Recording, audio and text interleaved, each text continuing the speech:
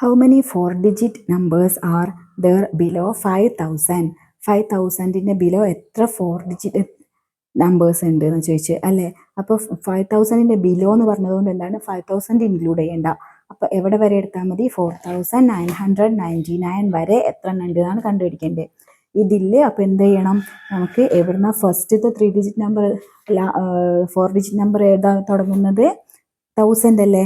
അപ്പോൾ 1000 മുതലുള്ളത് മതി. അതുകൊണ്ട് എന്ത് ചെയ്യണം? ഇതിന് മുമ്പല്ല 3-digit നമ്പേഴ്സ് 999 വരെയുള്ളത് മൈനസ് ചെയ്ത് കളയണം. അപ്പം ആൻസർ എന്താണ് വരിക? 4,999 മൈനസ് 999 എന്ന് വരും. അപ്പോൾ 4,000. The largest 5-digit number that can be formed using 32547. എങ്ങനെ ലാർജസ്റ്റ് നമ്പർ എഴുതുക? എന്ത് ചെയ്താൽ മതി? നമ്മൾ ഡിസെൻഡിങ് ഓർഡറിൽ എഴുതിയാൽ മതി അല്ലേ. ഡിജിറ്റ്സിനെ എന്ത് എഴുതണം? ആദ്യം ഏറ്റവും വലിയ ഡിജിറ്റ് എഴുതുക, 7 അല്ലേ. പിന്നെ തൊട്ടടുത്തത് 5, പിന്നെ തൊട്ടടുത്തത് 4, പിന്നെ 3, 2. ഇതായിരിക്കും ഇത് വെച്ച് എഴുതാൻ പറ്റുന്ന ഏറ്റവും largest number. Write the largest 3-digit number having the sum of the digit as 4. അത് ഈസി ക്വസ്റ്റ്യൻ അല്ലേ.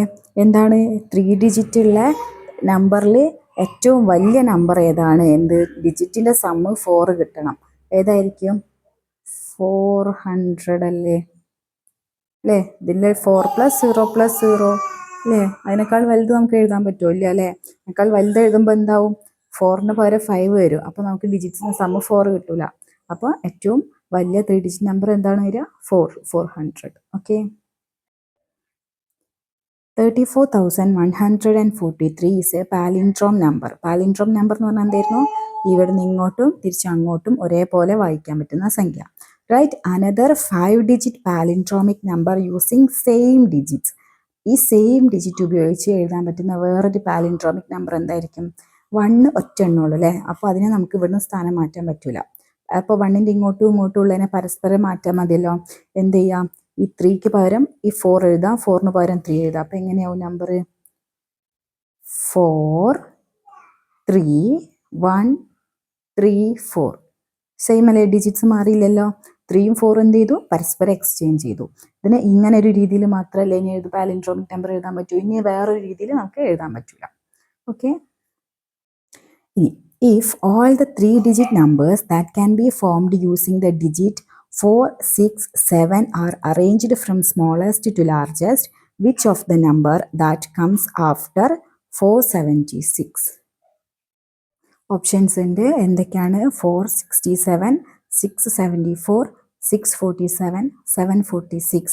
ഈ നമ്പേഴ്സ് ഉപയോഗിച്ച് 4ഉം 6ഉം 7ഉം ഉപയോഗിച്ച് എഴുതുന്ന നമ്പേഴ്സിനെ സ്മോളസ്റ്റ് നിന്ന് ലാർജസ്റ്റിലേക്ക് വരുന്ന പോലെ എഴുതിയാൽ 476ന് ശേഷം വരുന്ന നമ്പർ, തൊട്ടടുത്ത നമ്പർ ഏതായിരിക്കും എന്നാണ് ചോദിക്കുന്നത്.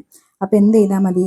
476ൻ്റെ തൊട്ടടുത്ത നമ്പർ, അതായത് ഈ കൂട്ടത്തിൽ 476നേക്കാൾ വലുതും എന്നാൽ ബാക്കിയുള്ളതിനേക്കാൾ ചെറുതുള്ള നമ്പർ ഏതാണെന്ന് നോക്കിയാൽ പോരെ. 467 പറ്റില്ല, കാരണം എന്താണ്? അത് അതിനേക്കാൾ ചെറുതാണ്. അപ്പോൾ അതെന്തായാലും വരില്ല അല്ലേ. പിന്നെ ഇതിൻ്റെ തൊട്ടടുത്ത് ഇതിൽ ഏതാണ് ആദ്യം വരിക എന്നല്ലേ നോക്കേണ്ടി. ഇതിൽ ഏതാണ് ആദ്യം വരിക നോക്കാൻ, ഇതിൽ ഏറ്റവും ചെറുത് ഏതാണെന്നല്ലേ നോക്കുക. കാരണം ഇത് കഴിഞ്ഞ് ആ ചെറുത് കഴിഞ്ഞിട്ട് പിന്നെയല്ലേ അടുത്തതിലേക്ക് വലുതിലേക്ക് പോകുള്ളൂ. 674 ആണോ? അപ്പോൾ 700 ആവില്ല അല്ലേ. അത് 600നേക്കാളും വലുതാണ്. അപ്പോൾ ഇതുമല്ല.